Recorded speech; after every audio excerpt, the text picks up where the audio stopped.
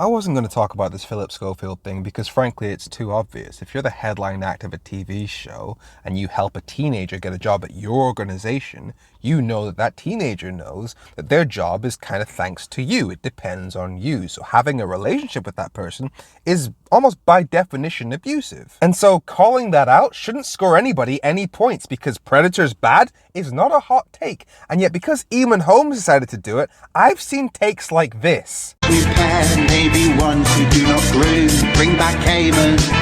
I'm gonna let you finish, and no disrespect to that creator because they clearly just don't know who Eamonn Holmes is, but I do. Because I was invited onto the show this morning to discuss the song Rule Britannia and how it relates to the Black Lives Matter movement. Spoiler alert, yes, it's offensive, but we have far bigger priorities, and I can link to the full discussion if you want to see it. And this is the angle that Eamonn Holmes chose to take. You've just brought up Northern Ireland, my pet subject here. The Irish national anthem, which is called the Soldier's Song. Let me just read you some words from the Irish national anthem. Some have come from a land beyond the waves, sworn to be free. No more our ancient sireland shall shelter the despot or the slave. Do you have an issue with the word slave used in the Irish national anthem? And you need to explain the context of what they meant by that.